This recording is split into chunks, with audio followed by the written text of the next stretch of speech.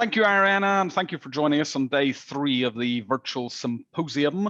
Today's topic surrounds really looking at the fraud risks and also looking at bribery and corruption risks during the course of the pandemic and looking at steps as to how to mitigate these. I think the original plan had been for everybody to be on 2 separate panels, or it had been for 3 people to be on one panel and then 3 people be in the other panel. But actually, when we were discussing it, we thought that it actually might be better for every one of our speakers to be on both panels. So without much further ado, I will pass you across to them. But just to give you a very brief run through, we have Gustavo Morales, who's an old pal who is legal counsel from Marval, based in Argentina. We have Sam Tate, who is a criminal lawyer based in RPC lawyers in London. We have ANASTASIA SAVVATEEVA, if I've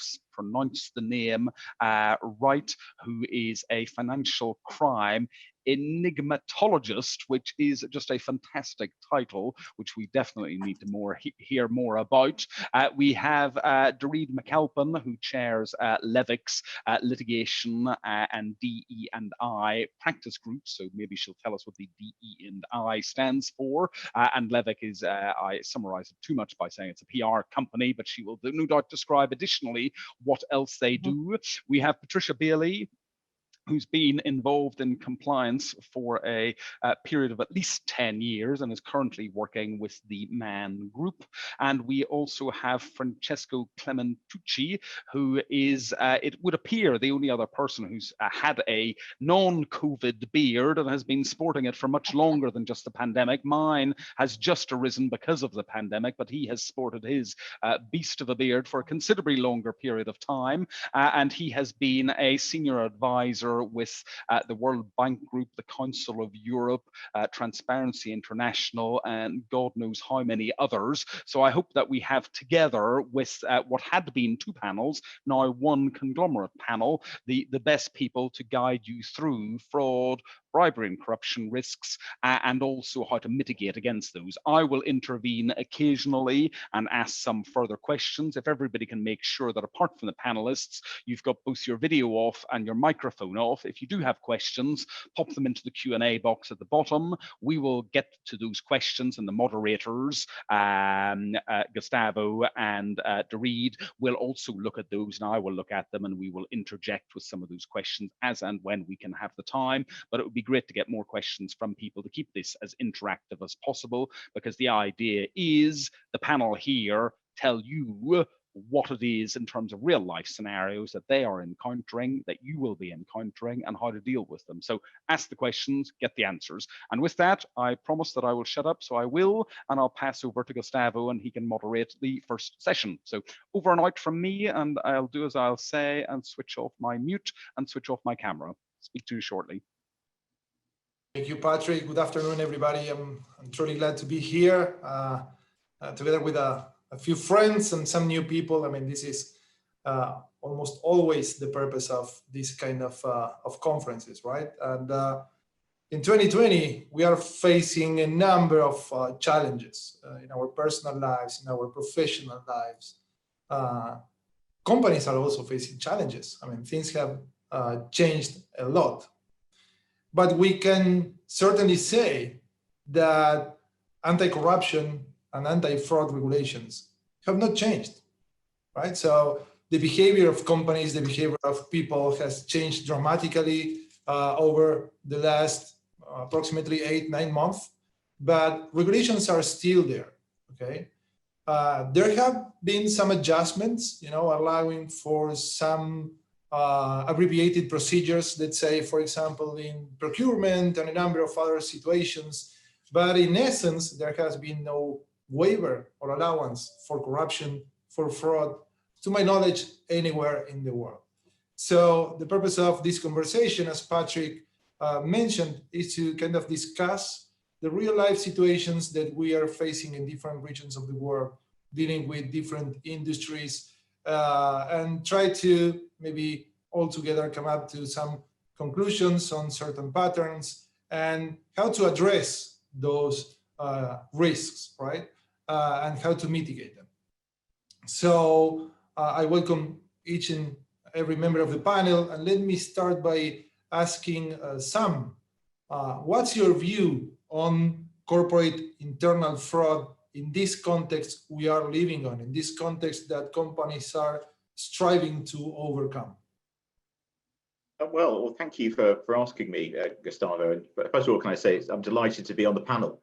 So there are so many experts and brilliant people. I'm only sorry we're not meeting in person, but it's a real pleasure to be here again at the conference.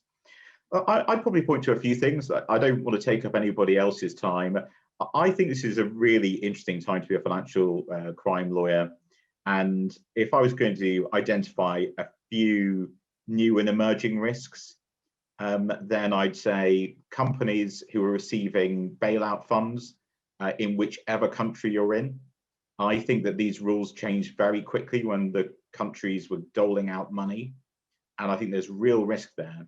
And I think that even in big corporates, and I've spent time at, at BP for 5 years and on the monitorship of HSBC, they don't always know what's happening in their divisions. They don't always know how this money is being spent or which employees were where. And very large sums, so the UK government, £500 million and above to some companies on the requirement that the money can't go out of the country. Anybody who's worked at big companies know that you're guaranteeing debts across the globe, that your balance sheets are merged. And I think it's very difficult to stick to those rules. So I think that there are issues around having fraudulently obtained this money, say on the for false reasons, or have hung on to it or misuse it. And that's going to be a big Ponzi schemes, but they always come up in a downturn. We're going to see them, and I think people think they're unaffected by Ponzi schemes because mostly they're selling Tupperwares or something, and they don't touch on corporates and what you're doing, and that's not true.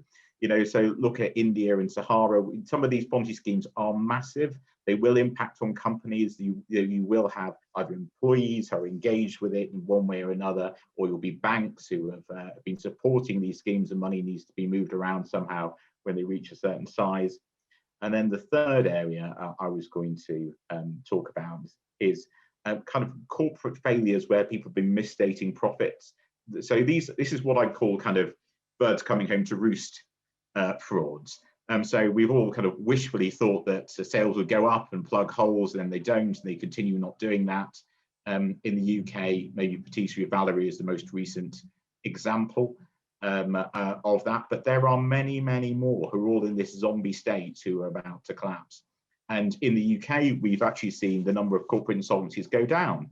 They went down in the last quarter about half. We haven't seen anything like the number we would expect. And that means that they're going to come at the same time. And I think it'll be a bit like Jenga. You're going to be pulling a lot of blocks out, in the next 6 to 12 months. And we'll see lots of corporate fraud in that. Because people will have spent that zombie time taking money out of the companies, and that's going to affect your supply chains. And there's going to be questions around how you deal with those frauds and those issues within companies that relate to you. So those are three: bailout fraud, Ponzi schemes, and kind of corporate failures. All right. So Sam, and I mean, you are well connected, right? You know a lot of people in this field, and you listen to what's going on around the world. Would you say that this is a kind of pattern which is exclusive to the UK, which is your main area of activity, or would you say that we can see these risks replicate, let's say, internationally? Well, I'd love to hear from the other panelists. I'm sure they'll give us the view from Washington and continental Europe and so on. I think this is about human nature. And you see this after the reason I'm confident that this is a global phenomenon, Gustavo, is that the bailout has been a global event, and I expect that we'll have similar issues. But also, you and I and the other panelists have now gone through many recessions, so we know what the order of play is here. The sea goes out, and you see the rocks with all the seaweed. There are going to be lots of corporate failures. Ponzi schemes get picked up on. There's lots of pressure on prosecutors wherever you are to investigate these wrongs. And you see that pressure on investigators, including the DOJ in the US, and I'm sure in South America as well. So I think these are global issues and not parochial issues. Yeah, I fully agree.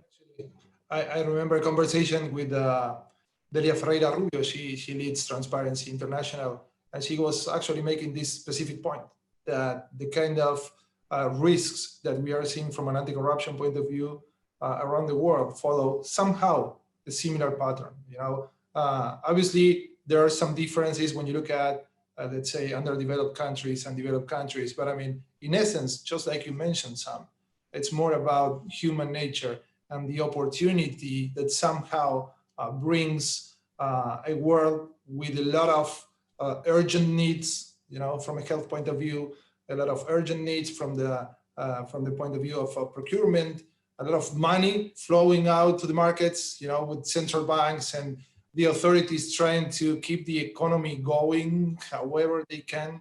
And this also leads to other kinds of challenges. I mean, for example, regarding money laundering, I mean, I would love to hear, Anastasia, from you. I know that money laundering is one of your fields of expertise.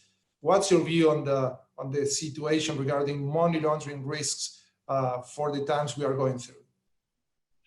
Well, I think that really the banking industry and financial services industry is something really apart in the kind of context we're living in, because the main risk for a bank is not really to be affected directly by corruption or fraud, though fraud happens as well internally. It's mostly about really dealing with the proceeds of crime. And money laundering is one of the issues where, you know, in the current context, people think that maybe the banks are not ready or don't have maybe, you know, some contingency plan to really mitigate risks around possible fraudulent transactions or transactions that are trying to circumvent certain rules. And they try to move forward with transactions that otherwise won't be approved. And we have seen this this increase in transactions that really are dubious or can't be, let's say, checked or approved in normal time. So the money laundering risks, I would say they're really increased with the pandemic, clearly.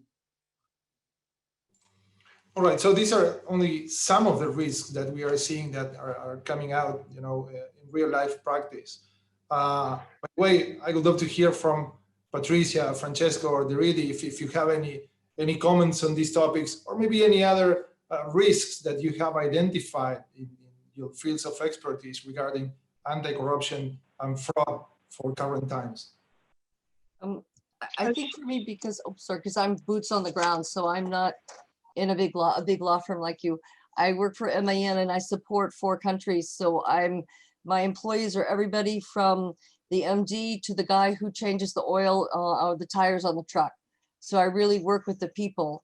In terms of what we're saying, and I'll talk about some other things after, but one thing we had to be aware of was this charitable donations, but not, Sam, like what you're talking about. What we're talking about is I discovered that we've been loaning our trucks all over the place. Yeah, we did. We loaned our vans to all these different charities to let them transport medical equipment and supplies and stuff. And when I found out, I said, but you have to follow our sponsoring and donations policy. And the people totally forgot that the word donations was in there. And then they told me, we're not giving money. We're just loaning a truck or a van for 2 weeks. So we had to run back quickly, circle back, and make sure that the organizations to whom they loaned the vehicles were real organizations, and thankfully they were. But we sent an email out to all employees because you asked us about preventative measures. So we emailed all the employees in my 4 countries and warned them that loaning equipment like a van or truck is a donation. They have to follow our policy. Then after that, I had people coming to me privately And they told me that they personally had given money to like John Smith's fund for masks for the COVID, you know, this kind of thing. I promise you, the guy they gave the money to, John Smith, he's no longer here in Europe. He's in the Bahamas on a beach just sipping a banana daiquiri. I'm sure of it. And they're pretty sure of it too, because that's personally for society as a whole. I think there was a lot of donations, particularly in the first wave in the spring, where somebody just created a fund and donate to me on PayPal. And I think a lot of money went through that way too. And it was not used for helping people at all. Absolutely. I feel very familiar to this kind of charitable donations scenarios. I remember a recent case in which a group of executives at a certain company decided to produce a product that is different from their product, you know, the product they produce and sell on a daily basis. But they made a small adjustment and came up with a product that was necessary for the government to address the public health emergency, you know, a product used, let's say, in hospitals. So they decided to go ahead and kind of start producing this product and donate it to the government. But the key point was that they had no license to produce this product. And of course, they were no experts in producing this product, but they were giving it away, you know, as a donation to hospitals, and it was being used in hospitals. And the reasoning was, why on earth would we refrain from doing this if we are helping people who are in need in hospitals because of the public health emergency? And I'm talking about sophisticated people, right? And I'm sure that they were trying to do their best, but they were not clearly identifying the risks not only they were facing, but the company was facing. And I'm talking about far beyond, you know, tort claims. I'm talking about potential criminal liability. So I don't know, Francisco, DEREDE, if you have any comments on the kind of risks we have been identifying so far, or maybe you want to bring any new other risks to the table. Yeah, sure. Oh, go ahead. Sorry. Go ahead. Yeah, sorry. No, to me, I think just that, you know, I agree with what just said, and I think it's very early. It's very early to say what are the risks. I think there are many hidden risks that will come up at a later stage. You know, the user procedure and, you know, procurement procedures, I think the response is still to come. And that at that time, when really, you know, the procedures and the decision-making will be done, and then I would say still in 6 months' time, we will really know whether everything was done you know, fairly and justly or not. From, you know, from my position, what I could see is just some, you know, the initial fraud that we saw, you know, about the mask, about, you know, even the smuggling of oxygen. I can see that in Italy, for example, we are really getting out of oxygen little tanks, and which, by the way, you know, they are not given by the pharmacy, but they are, you know, lent to the people. They should bring it back. But in fact, we are already, you know, witnessing some black market on that. So this is something that it could affect, but it's really affecting, let's say, you know, petty crimes rather than, you know, grand scheme of corruption. Thanks. DEREDE? Yes, hi, and thank you for having me on the panel. I'm with Levick, a firm specializing in public relations, reputational issues in the Washington, D.C. area. So we've seen 4 recent risks coming up, especially related to the pandemic. Coming out of the pandemic, there are issues related to having remote workers and coordination and being prepared to address some of the regulatory challenges. One of the bigger issues that we've seen, you have companies dealing with the bailout, but also the reputational issues related to accepting a bailout or accepting PPP loans for bailout. So that's a big issue, especially in the beginning of the year. We're also seeing issues related to social media. two key issues related to social media. One is related to social injustice issues that has created risk where employees been, going out onto social media, addressing concerns internal to different companies related to social and racial inequities. That's been a big issue over time. It's probably going to continue to. And, we have slight issues going on in the United States related to the change in administration. Some believe it's occurring, some don't believe it. So a lot of us are on standby reading the tea leaves to, anticipate some of the changes coming about in January. That's going to be really big, I think coming up, just looking at some of the administrative changes. In the past, we've also seen, especially when it relates to bribery, anti-corruption, fraud cases, instead of issues just dealing with corporate fraud, we're seeing a lot of cases impact individuals. So, I've had clients that have had raids at their homes, by multiple agencies. So, that's probably a trend that will continue, based on some of the issues we've seen here in the United States, if that continues. And the last one is litigation. We're seeing and would anticipate more class action litigation, more creativity from the plaintiff's bar in terms of the types of lawsuits filed. They're already being filed.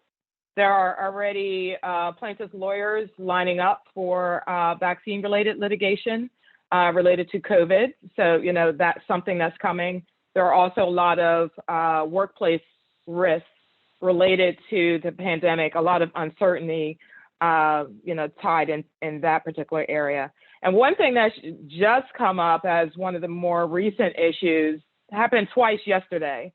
In one case, I had a client that settled a lawsuit years ago, maybe in 2018. They settled a class action suit, and they're basically putting that case to bed. Well, the attorney they were working with refiled the suit. So you're seeing a lot of comebacks where you think something's gone and it comes back, probably related to a lot of the financial issues. I also saw the same thing related to a data breach, ransomware case where the client thought the issue was put to bed and the bad actor came back for more, asking for more money. So you're going to see a huge spike in data breaches, ransomware cases, especially in the healthcare sector. The second one will be in the education sector related to remote learning. That's a newer vulnerability. All right, that's a quite comprehensive description of risk, right? I mean, that would scare anyone trying to do business globally.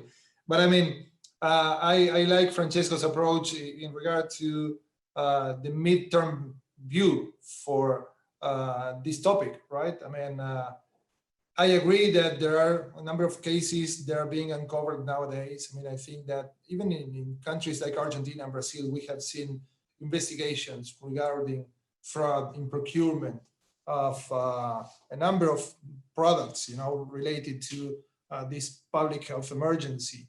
But I totally agree that this is only the surface, and that in the years to come, we are going to see a number of cases and investigations at the local and international level in connection with what's going on today. I mean, there is no way the authorities have the capacity or even the time and attention to investigate today what's going on. And on the other hand, I mean, really with the kind of risks that you were describing, you brought to the table another big element in, let's say, in 2020 for humanity, which is technology. You mentioned the number of situations there. You talked about social media, you talked about data breaches, you talked about ransomware. I mean, this kind of brings a whole set of risks to the table of companies. And I would like to ask Anastasia, I know that you also have some experience in that field, particularly regarding phishing and identity theft. I mean, if you have seen any kind of developments in terms of risks during 2020 in this field. Well, yes. Well, I don't think that the let's say, the classification of identity theft or related fraud has really changed with the pandemic.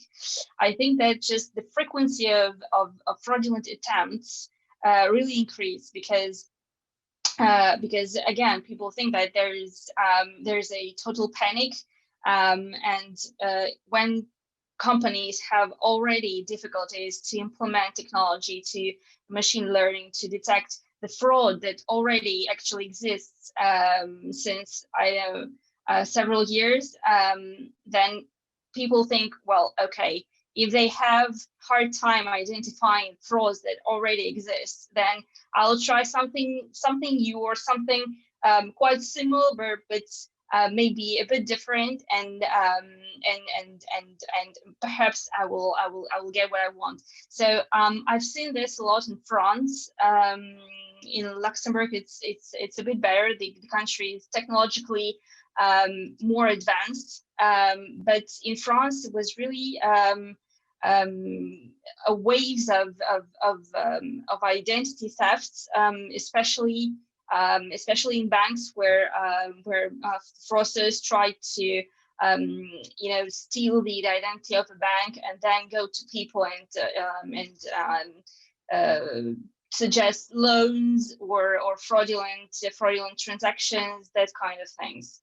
So I think that the typology of fraud really hasn't changed a lot, but the frequency and the aggressive character of the frauds has really changed. All right, so let me bring to the table one other kind of risk. Let's say these are regulations actually that facing with the operations nowadays may bring some new risks. I mean, did any of you have any experience in recent time with regard to sanctions? Did any of you saw a change in regard to how sanctions were actually operating for companies? I mean, were companies having enough time to go through all of the procedure required to ensure that they are complying with sanctions? Or were there any shortcuts or let's say, more challenging situations to be faced?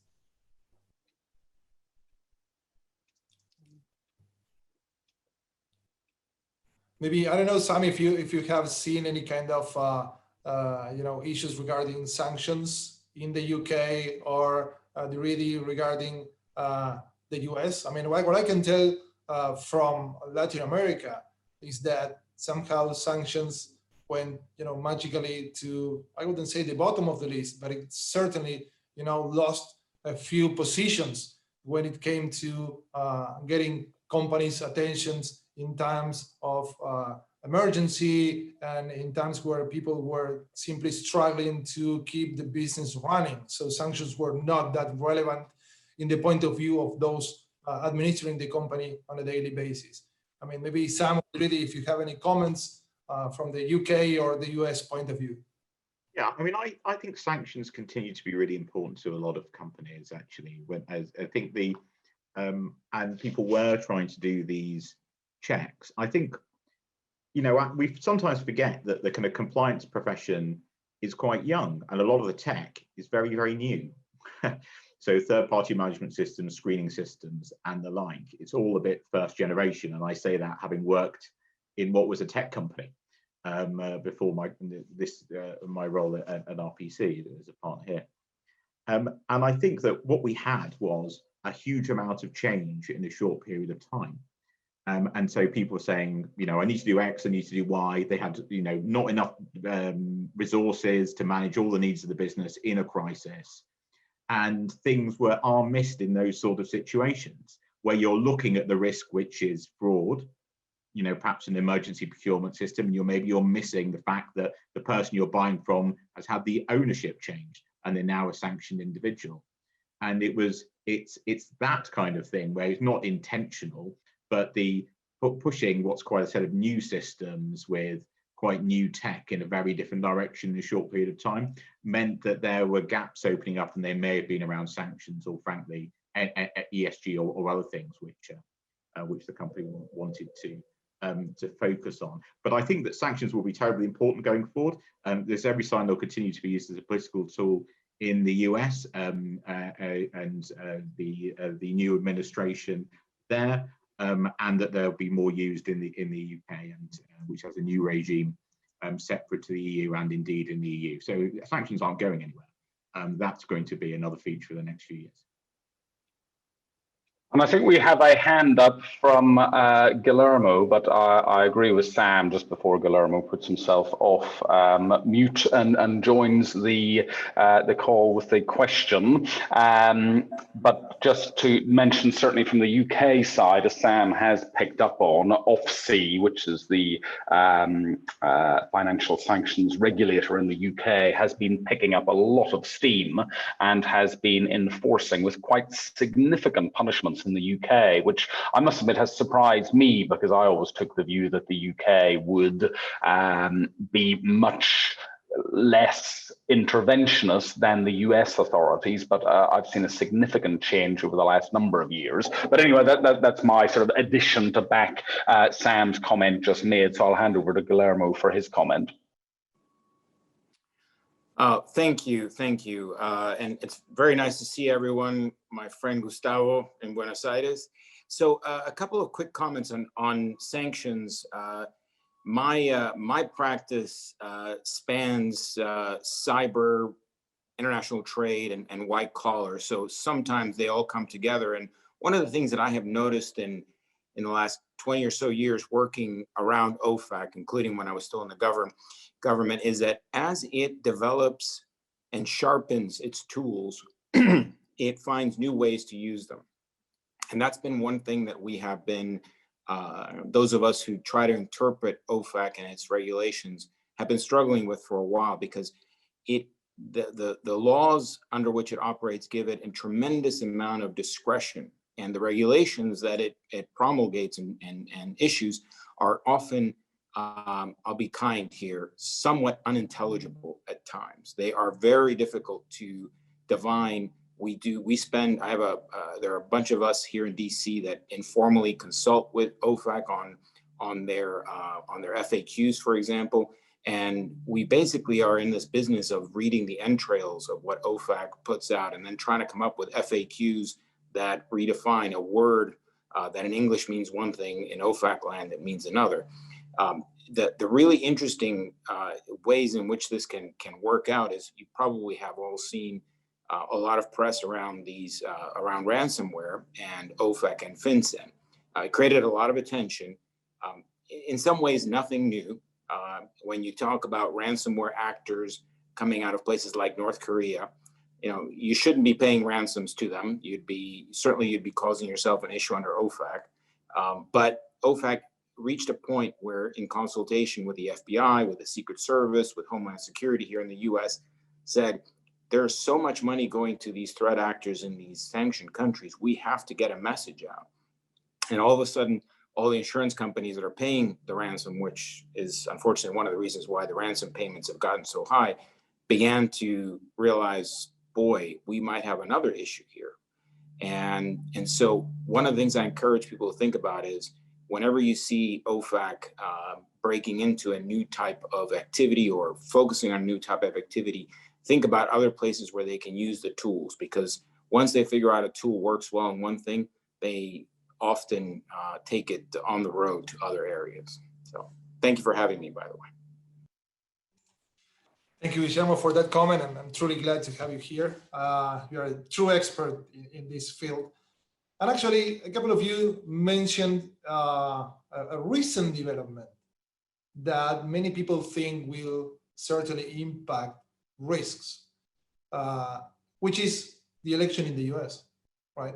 So there is a transition right now, that there is a certain degree of issues being discussed, but everything seems to indicate that there is going to be a new administration coming into the White House. So I would love to hear from any of you whether you anticipate a certain change in the kinds of risks that companies are facing from an anti-corruption and fraud perspective.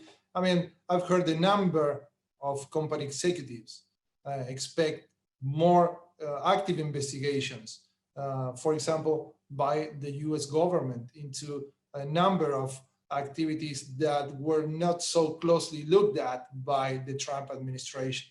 I mean, I would welcome any comments you may have on this.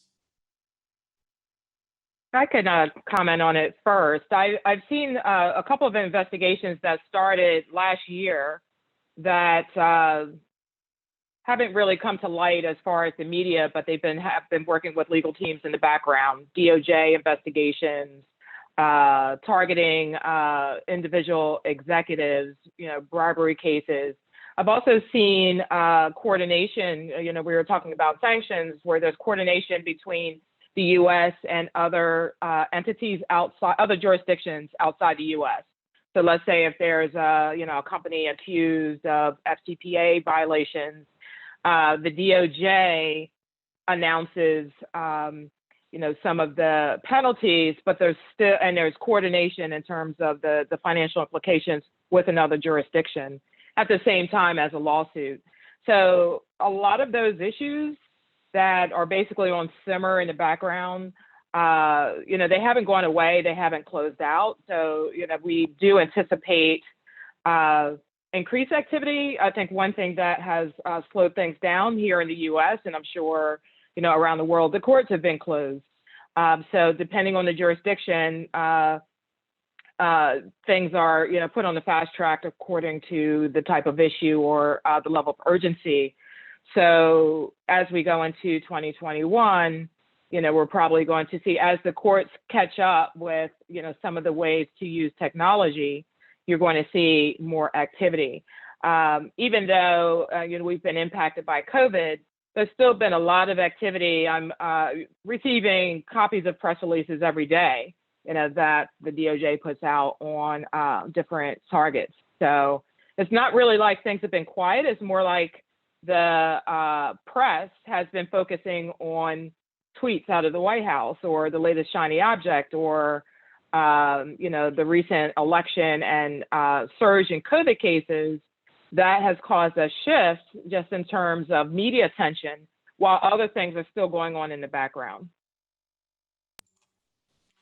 All right, that's a comprehensive description. So I'm wondering, maybe Patricia, I mean, you are an expert in this field. You have seen a number of different scenarios and you have experience in a number of countries. Do you think that companies should change their approach to these kind of risks we are discussing, depending on who, let's say, runs the White House in the US, since the US is clearly, I would say, the most... Gustavo, Cherie, I am French and I live in France. I don't have a view on it. I'm sorry. Okay. That's fair. But actually, But actually, I was speaking on you as an expert, because you have to make decisions for companies. I mean, for your company. Oh no, but I mean, don't kid yourself that we're all affected. And even though the MAN group is out of Germany, our parent Traton just announced they're negotiating. I can say it because it's negotiations, not finalized. There's a US trucking company, probably DEREDE knows them, called Navistar. And that's probably going to be owned, if it works through, looking good, they'll be owned majority by the Traton group. And the parent of that is Volkswagen. So yeah, we will have issues. We'll have new cousins in compliance coming in with this. So it does affect us for certain, but not at my level where I'm dealing with Belgium, France, Spain, and Portugal. It's not touching us so much in our daily life. So I can't say that.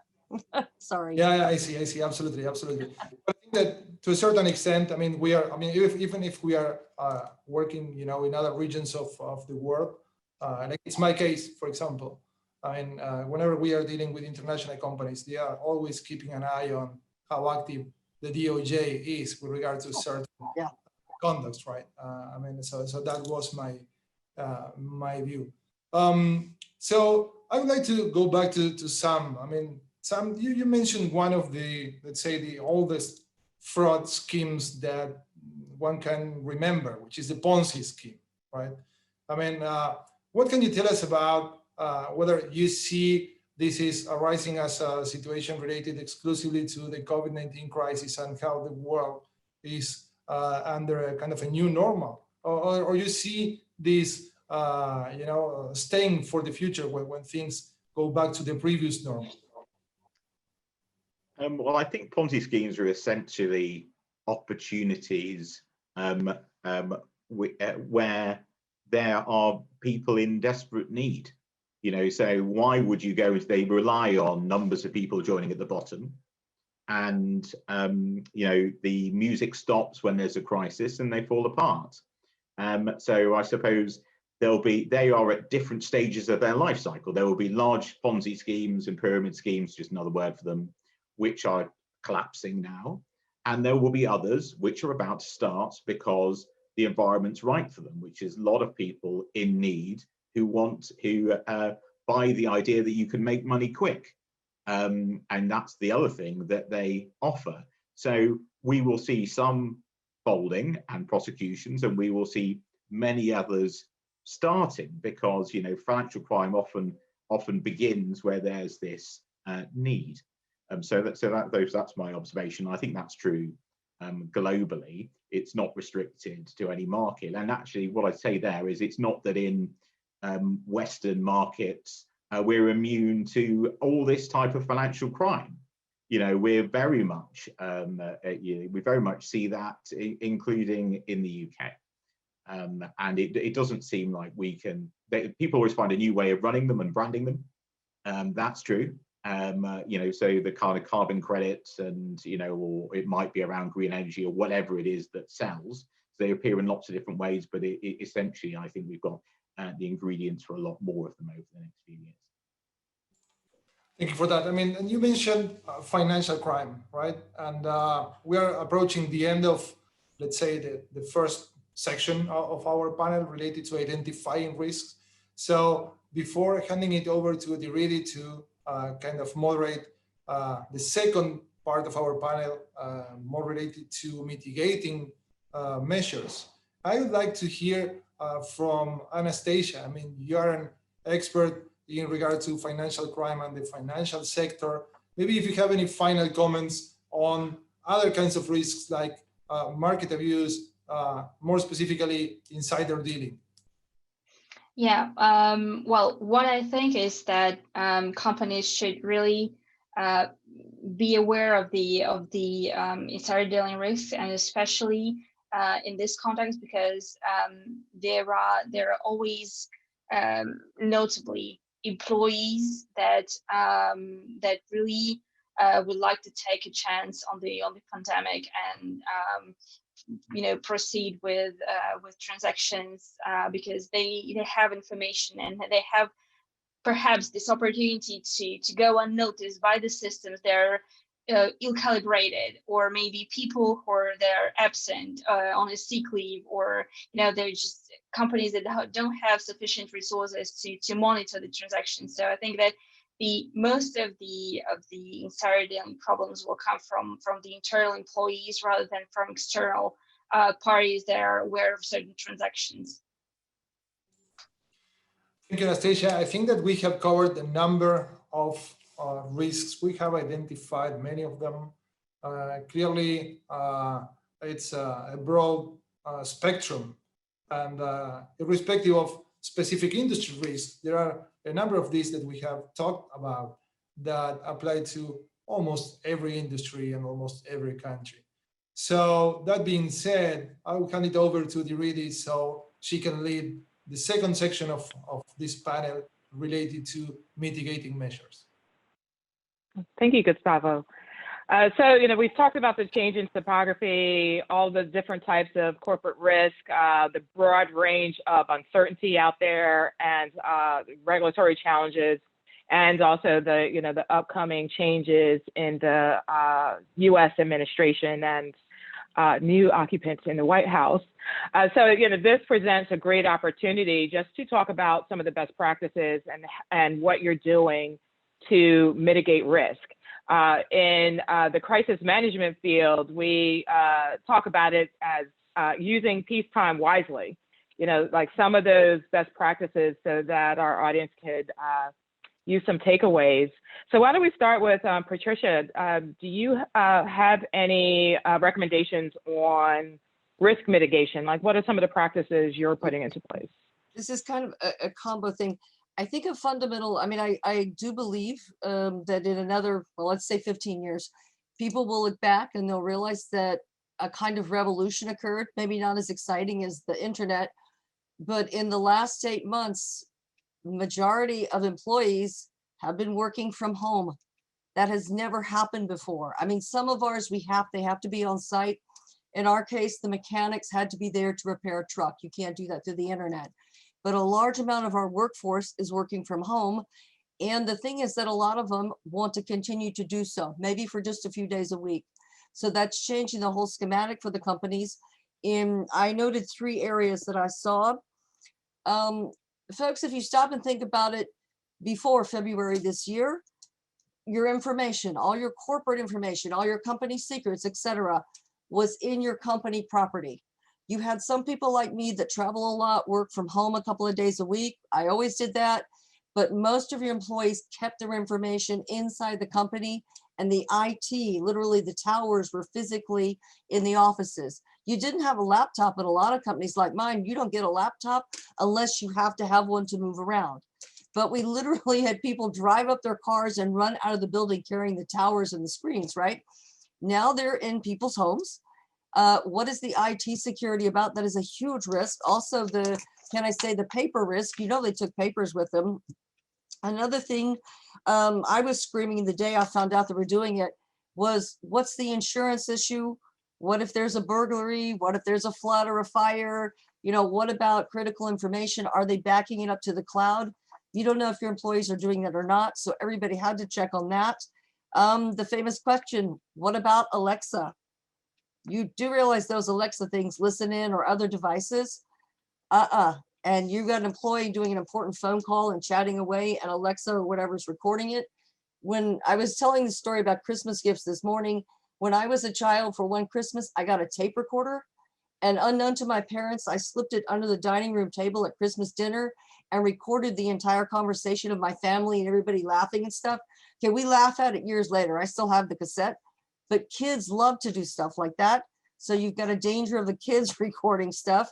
In my case with our companies, one of our companies had a severe cyber attack right in the middle of this last July. Yeah, and they think that the people got in because the computer gear was all over the place in the country. So they had to update their IT policy. There was a huge change for them. Another country did that.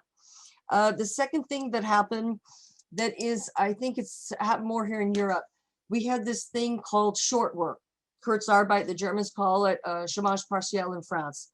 Well, this became an issue, one, because you're not nearly as efficient if you're only working 1 or 2 days a week, and you send emails to someone who only works Thursday and Friday, and you end up, it becomes extremely complicated, and you're much less efficient.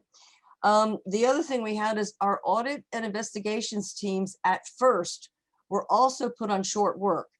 Well, quickly you realized you cannot cut down the time for your auditors or your investigators. That is unrealistic, so we had to pull them out. The other side of that, and that's the third issue maybe, or wait, go back into that, is short work. You mentioned about the inspectors and so forth. I can assure you in France, the labor inspectors are already coming in. They've been coming in for months, looking at the companies that are getting these subsidies. And mine here in France was one of them. And they, how do I say it? They chose a random group of names to see if those people were really behaving. And on the days we weren't allowed to work, if we were using our computers or our cell phones, and because I have a foreign name, yep, they went after me. And unknown to me, I had no idea what was going on. They were down in IT checking my phone log to see if I was using my company phones, so my phone or my computer. So they're quite serious about it. We got caught out on a handful of other people. A bunch of companies have been caught out. It's a nice moneymaker for the government. That's true. The third thing that I haven't heard so many people talk about, but it's kind of a human rights issue.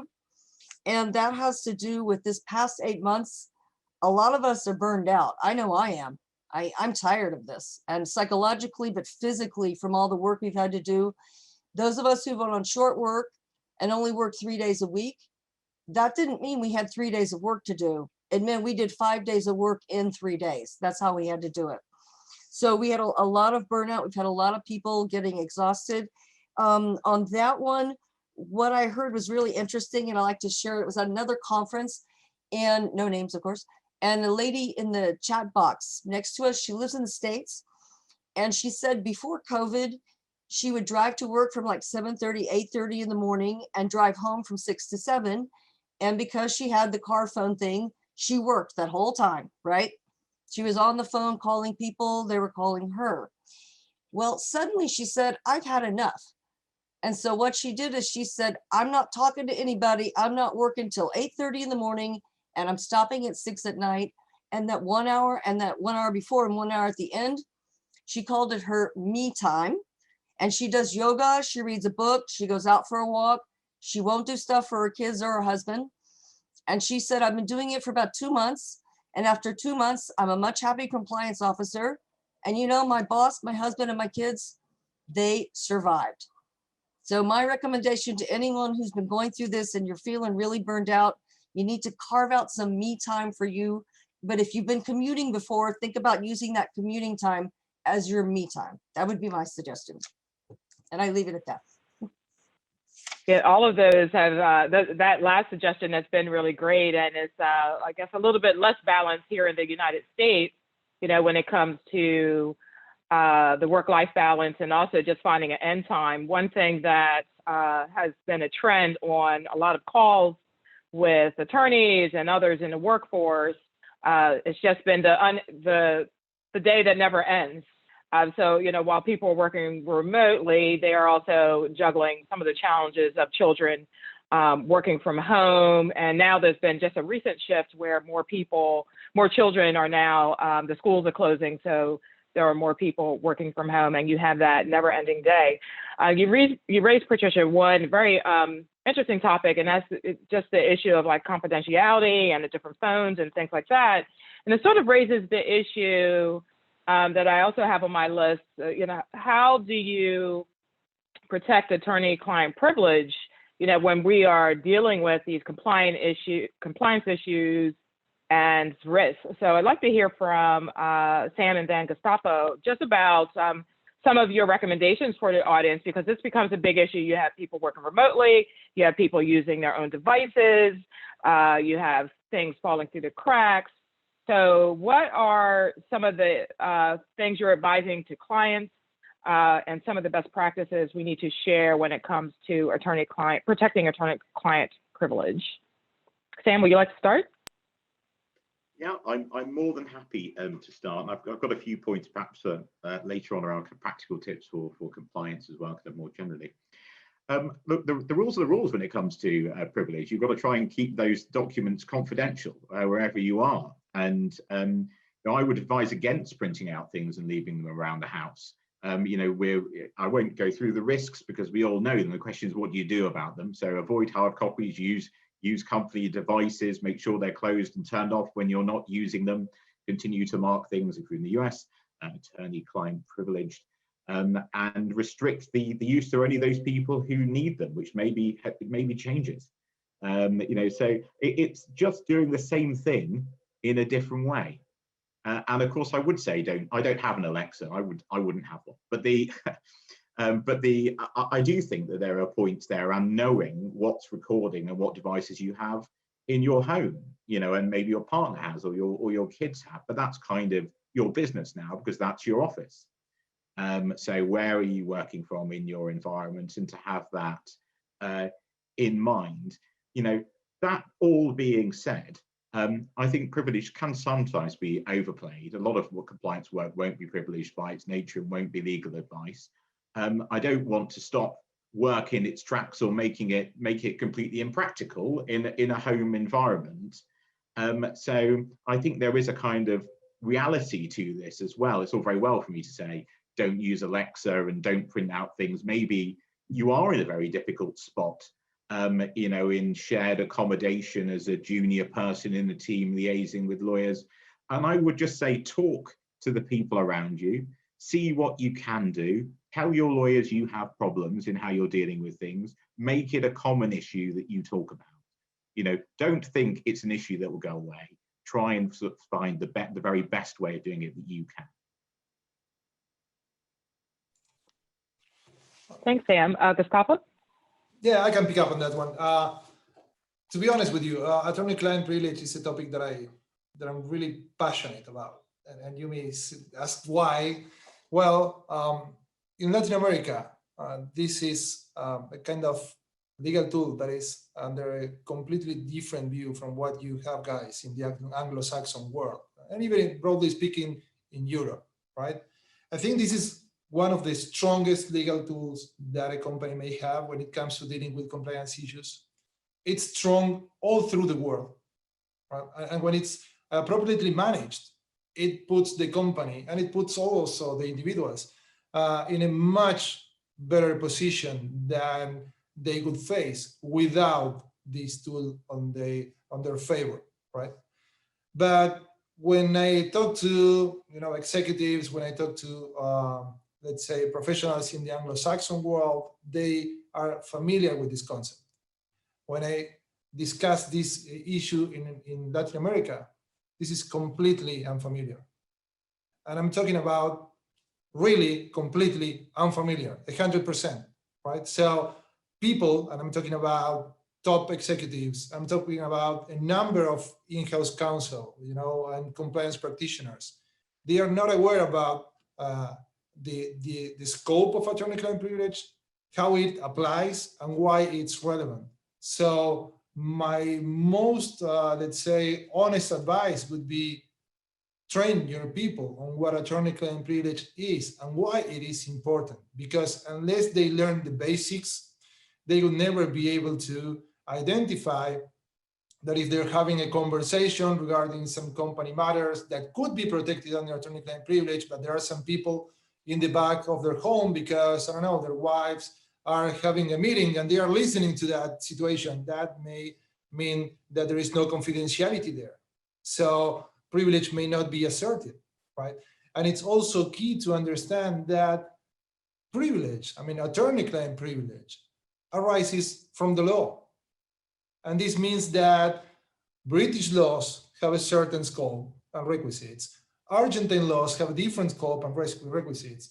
US laws have a different scope and requisites. Same happens with Brazilian and the French and everyone. So be careful with summaries. Summaries like, okay, here, if you check these 4 boxes, attorney-client privilege is there. So feel free, go ahead, discuss whatever you want, right?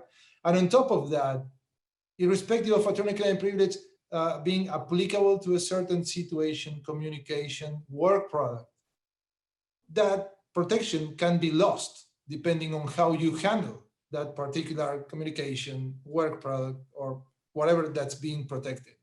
So I think it's an essential legal tool for companies.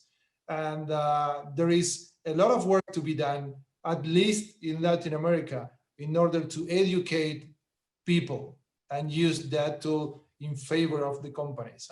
Because we are going to see this being more and more and more important in government investigations, in dealing with regulators for the years to come. I have no doubt about it. Yeah, thank you, Gustavo. And also we're seeing the issue of protecting attorney-client privilege change in the US when it comes to working with outside PR firms. So that's also an issue to keep in mind. Like if you retain an outside firm, which is, we usually at Levick, we recommend engaging through counsel. And then also in the United States, there are certain states that have also changed the scope of protection under attorney-client privilege. So there are sometimes even communications where we can't share communications with the clients, or we're shifting to WebEx or using different strategies. So that's also something to look at in the future. I wanted to shift I was going to jump to Anastasia just to talk about mitigation measures, but before doing so, I'd just like to get some input from Francesco on one issue. It's sort of like a risk area, but there's also a new law, and that's in the area of whistleblowing and some of the new directives. So could you touch on that? I think is an important issue when we talk about risk. Yeah, thank you very much. Yeah, in fact, this is, is going to be my contribution today. In fact, first of all, I want to thank Patrick for the invitation. I didn't do it at the beginning, so Give me some seconds. So I'm very glad to see you all here. About the whistleblowing, indeed, there is some strong and I think fast evolution. First of all, I think it's useful to say why whistleblowing is useful. And, you know, I just collected some numbers. And in fact, for example, the European Union Commission that a study done in 2017 says that estimated that the loss of potential benefits due to a lack of whistleblower protection in the public procurement alone can range between 6 and 9 billion euros a year.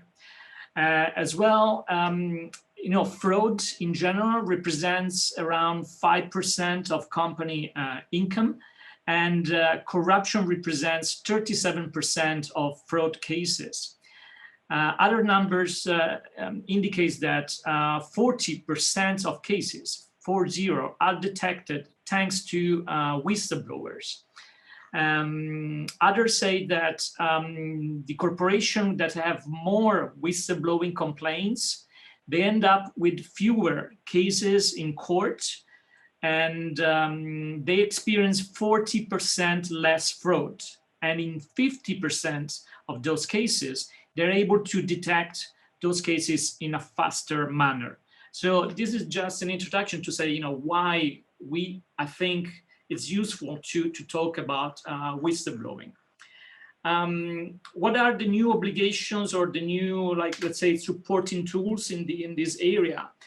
In Europe, for sure, is the directive. Is the directive that was passed in the late, at the end of 2019, which will be into force in the end of 2021. But I think it's smart, or it's interesting to know and to understand that even today, pending the implementation by member states, even today there are obligations for states and public authorities to comply with it, with that directive. And in fact, you know, in accordance to the principle of cooperation, the states, so member states, European member states, are obliged to refrain from adopting measures that are the result of making the implementation of directives more difficult or that could compromise their results. As well, the judge and the public institutions, they have the obligation to, on one hand, interpret, and on the other hand, implement domestic law as to avoid a result different from what the words or the goal of the directive is aimed to. So just in other words, we don't have to wait the end of 2021 to have obligation. The obligations are here right now. And this is for, you know, state, public institution, as well as, you know, corporation, because they need to act in a way that is, you know, not against, let's say, the aim of the directive. What the directive asks is, I think it's like 5 points. First of all, the directive puts an obligation on create effective mechanism of complaint or, you know, disclosure. This in the public sector and in the private sector. And for example, in Italy, this is where I'm staying right now, is a big news, because traditionally whistleblowing was only, you know, in the public sector. Since 2017 in Italy, also the companies that are doing business with the states, so they participate to public procurement, they have some obligation, but here it's for companies that are belonging to private sector, even if they don't do business with the state. And of course, there are layers of obligations. So big companies over 50 employees, they have, you know, more obligations than let's say medium and small enterprises. The other point is to disseminate information and provide training, basically to educate, you know, the employees or even the stakeholders at large about the procedures, about the rights and obligation of the you know, whistleblower. Who is protected under this new directive is really anyone who operates in the public and private sector and obtaining information about a breach in a work-related context. So the difference between the employee, the consultant, the stakeholder, it just drops. Everybody that is aware of something that is in breach of the integrity can be protected under the directive. And it's not only the breach of the law or the breach of the integrity, but even the risk of the breach. So even if there is a potential violation, even that case is falls within the new directive. About the measures of that are let's say prohibited, it's not only firing or dismissal, but any kind of negative repercussion towards the whistleblower is not allowed.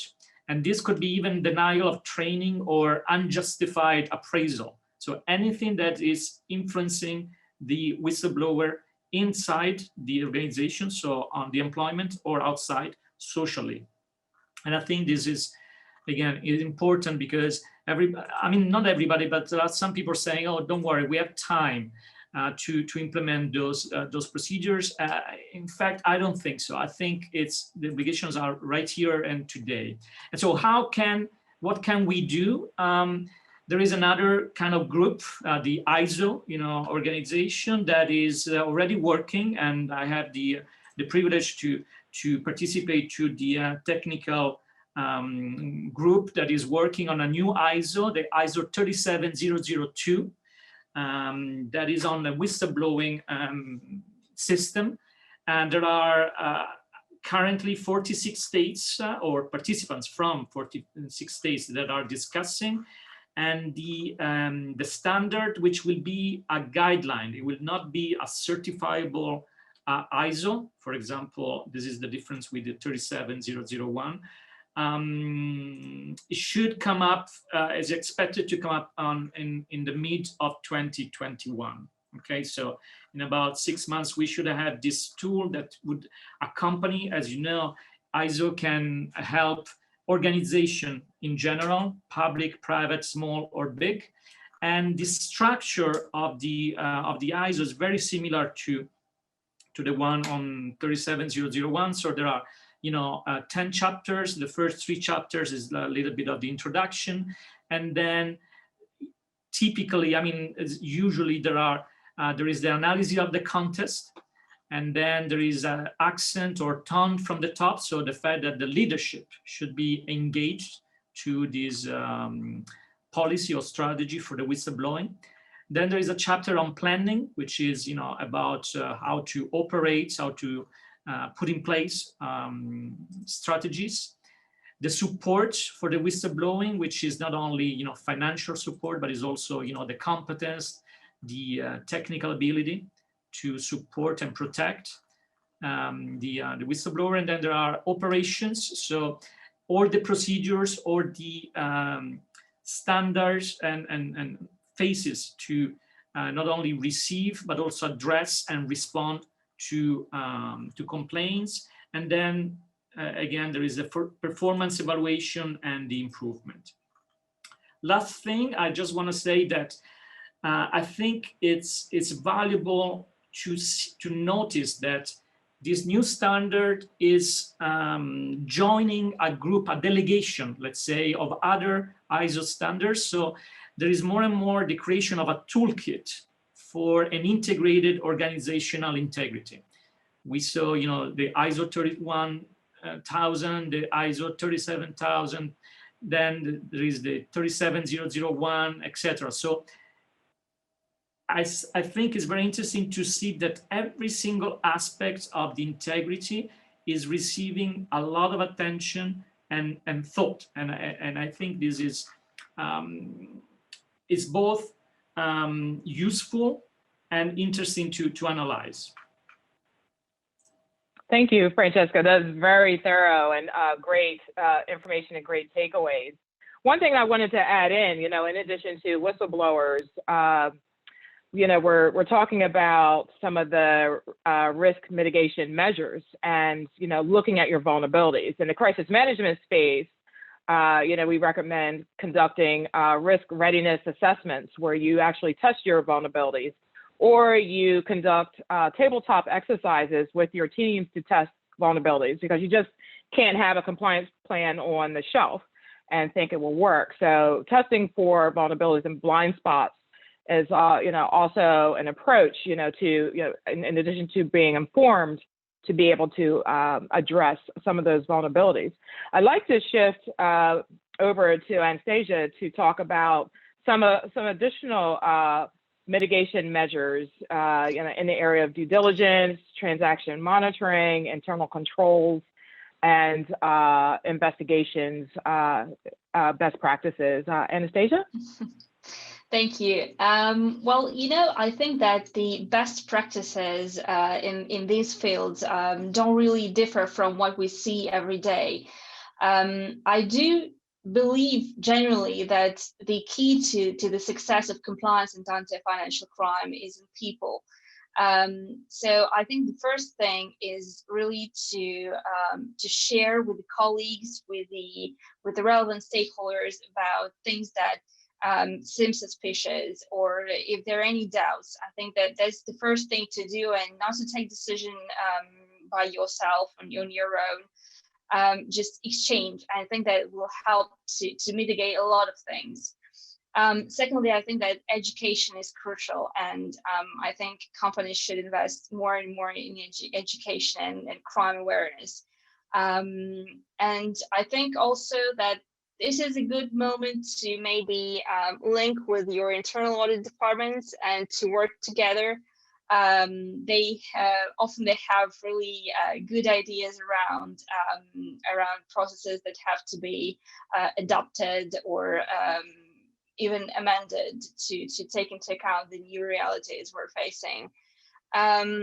I think that spot checks on processes that haven't been updated for a long time, or even procedures or any I don't know, any steps in investigations, taking into account the new possibilities around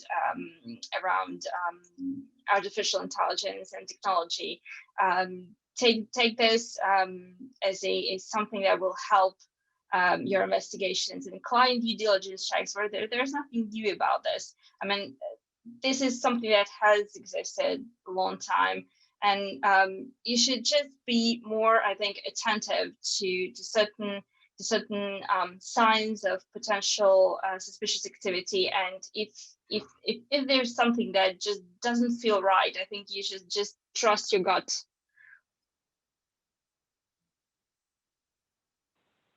Thank you. And I wanted to also just get some input from Sam in terms of some of the other due diligence measures. Do you have any recommendations? Well, you'll be unsurprised to know that I do. And I'm guessing that most people on this call either are running compliance departments or advising them, or maybe there'll be a smattering external counsel if it's like when we meet in person in Amsterdam. And so I guess I had these three thoughts, which are all around one overarching idea of assumptions. And we've talked about these changes. We're all being asked as senior leaders, what does it mean and what do we have to do practically? And I think the first kind of critical assumption for me is that your businesses, whether they're banks borrowing more from government or conduit for government funds, or they're trucking companies moving things for government around PPE, is there's a lot more government engagement, and your risk analysis is probably changed. But it might not have done. Maybe you're doing it once every year or once every 2 years, but your risks have changed. Your businesses are changing. Are you advising the business that their risks are changing with that? I think there'll be lots of businesses that are caught out because they change from being garment manufacturers to PPE, for instance, and they don't change their risk analysis at the same time.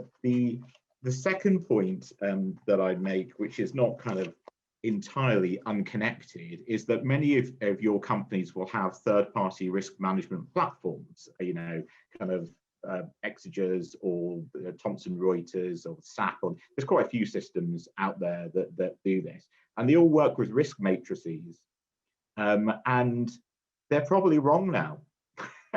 You know, so you'll be dividing your third parties into low, medium, and high risk, and that's probably changed. So you could do with having a look at that again, because these boxes into which we place a lot of trust, they're only as good as the risk matrices and the scoring you have. And if your businesses have changed and the countries you're doing business in have changed, then they're probably wrong. And you know, that's something you need to help your business with, because these things are not magical and they don't fix themselves. And that's all to do with due diligence and what screening you're doing. And also your supply chains are all changing. The ownership's changing. What they do is changing. Where they are is changing. It's all change. And if you're reviewing your parties every 2 years, maybe that's too long. You know, maybe at least somebody needs to go in and have a look at the mechanics of when you do due diligence and the extent to which you do it. The third point, again, about assumptions is, I think, if you're sitting here and you're head of compliance, I'll bet you think that you've got a pretty good relationship with senior business holders, and that's what you're good at, and you spend a lot of time talking to them, and you built up those relationships, and I'm sure that you have. But when I talk to heads of business at the moment, they're describing their sales teams, and yeah, as we come up to Christmas, you remember these little cars where you pull them back on the rug and the carpet, and it builds up all energy, and then they go. Right, that's what those businesses are like, any business. There's loads of pent-up energy in those sales teams and those businesses. They really, really want to be successful. They haven't been able to go to physical meetings. They haven't been able to sell. They've got these targets. They want to keep their jobs. It's very powerful, you know, that energy which is there. And it's going to go, right? Or it is going. We get these vaccines in. And those businesses are going to speed away from you heads of compliance in all sorts of very interesting ways. And they aren't necessarily going to be have your priorities in mind, and they're not going to kind of know what the risks are, because that's not primarily their job, even though I do subscribe to the 3 lines of defense model.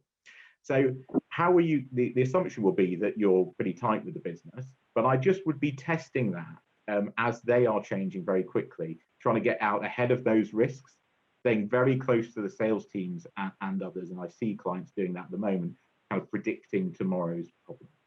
So 3 things: sticking close to the business, which is about to run away from you, looking at your risk assessment, because it's probably changing, and looking at the mechanics of your third-party management systems, which are a bit too fixed for this kind of rapid change.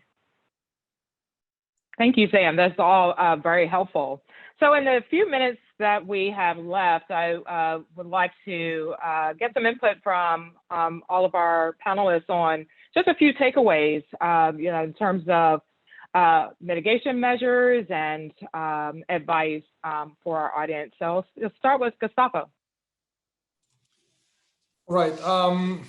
Just to avoid repeating what has been said, I think that the kind of description we have dealt with, I mean, identifying, I mean, over a dozen of significant material risks of different natures, of, let's say, different kind of impact on companies' operations and potential liability for companies on top of reputational risks. I mean, what I can conclude, and this is another interesting topic to me, is that the compliance function is more of an issue spotter than an issue solver, because in my opinion, no one can be an expert in none of these risks that we have identified. I would doubt a lot from anyone who tells me I know everything there is to know about all of these risks. So I think that we should all be humble and try to acknowledge that we should work in teams and bring the real experts on board. The key point is to know which issues should be raised, and then bring the team on board to be able to address them, to identify mitigation measures, and decide the appropriate course of action. But this is a reality that is getting more and more complex from the point of view of regulations, from the point of view of real life of operations for companies. And you know, compliance officers and compliance experts were still humans and we have limited abilities. That's my takeaway for today. Thank you, Gustavo. That's very, very helpful. I'd like to add in 2 takeaways for the audience, especially since we're facing COVID issues, a lot of uncertainty, and also change, and also the fact that when we are dealing with compliance issues or potential crises, the person with the title might not be the best person for the task. So it's this time presents a great opportunity to test your teams. And from a crisis management perspective and readiness perspective, we highly recommend developing and training integrated teams so that you're developing redundancies within the ranks. With that, I'd like to jump over to Patricia for some takeaways. Well, I think this follows what Sam said, which is perfect. Your number 3 about the sales guys. Oh yeah. So what I would like to say to you is communication. It is critical right now more than ever, but you can't inundate them with emails. But the idea is to keep working with the people so they don't forget you, because we don't want them to forget what I call it the compliance reflex, that when they're about to do something or make a decision, etc., they pause for a moment and think, oh, do I need help? Is there an integrity or a compliance problem here? Do I need to get some help? Folks, I bet you a lot of your people have forgotten you're even there, or that there is a compliance or integrity department. It's for sure. And I can tell you because Sam, this time of year, my Outlook alarm goes off at the beginning of November to remind the financial directors who are compliance champions to send out the annual holiday gifts and entertainment reminder, what they have to declare, the limits, etc. Right? This year, I sent the email to the financial directors, and 2 of them answered me back, Patricia, we are on limits. Are you not paying attention? The company's in trouble. We've told people you cannot spend money. There's really not going to be an issue. In the 6 days that followed, my inbox was full of emails. If I want to give a bottle of wine to the head of the RATP, that's the bus company in Paris, is that okay or not? Constant questions. Guys, they're going to eat as soon as our lockdown comes out in the next, Macron's going to announce in the next 2 hours. When we come out of lockdown, they're already booking tentative lunches with the clients in December. Yeah, they're going, and they're buying gifts, getting ready. So no, you have to assume that they need to know their limits again on when they have to declare and communicate with them. I would say that's my biggest recommendation. That's great. Thank you very much. I'd like to jump to Francisco for takeaway, and then Anastasia. About me, so I'm going to just say about how to use the information from the bottom. I'm trying to reverse, what you've been said so far, in the sense we need to teach, the marketing people. We need to school in a way the employees. But I think that employees are also a great source of information, because they are on the ground, and so they know how things happen or what is the risk. So try to not to think only, from a top-down approach, or schooling or teaching the employees, but try to involve and make them participate, even not only on extracting information, but even like how to use and manage that information to the best for the, let's say, for the integrity of the organization, which I think is the ultimate goal. Thank you. Great, thank you. Anastasia, would you like to offer some takeaways to the panel? I mean, to the audience. Sure. Sure.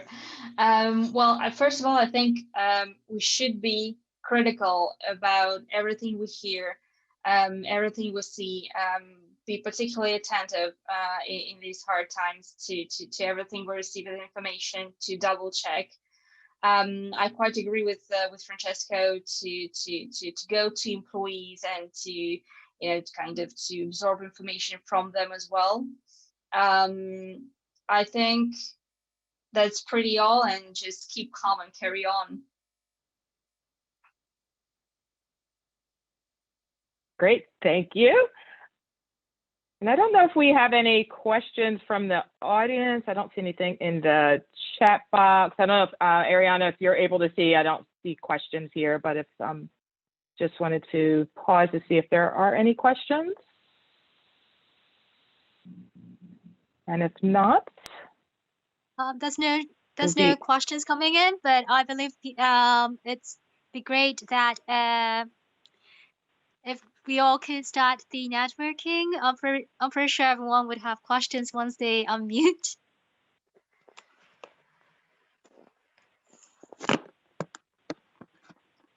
okay, great.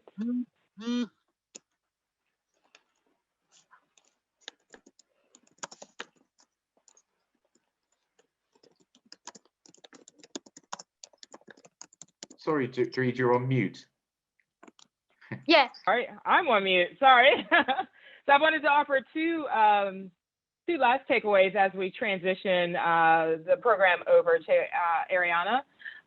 One, just as we're all preparing for the upcoming year, this is a great time to use our peacetime wisely and to check for vulnerabilities.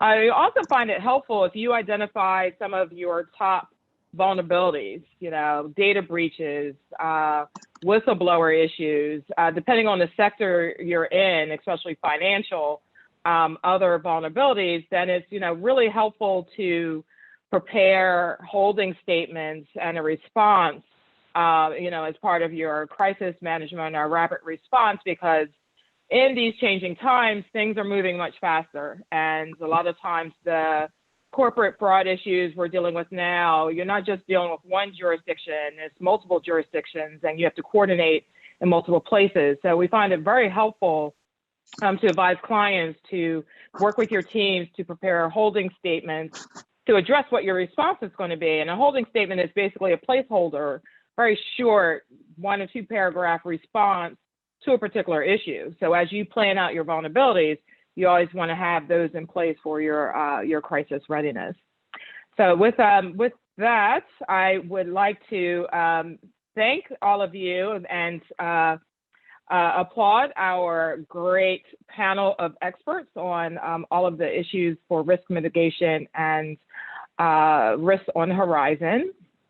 And I'd like to kick the program over to Ariana. And thank you very much for this opportunity.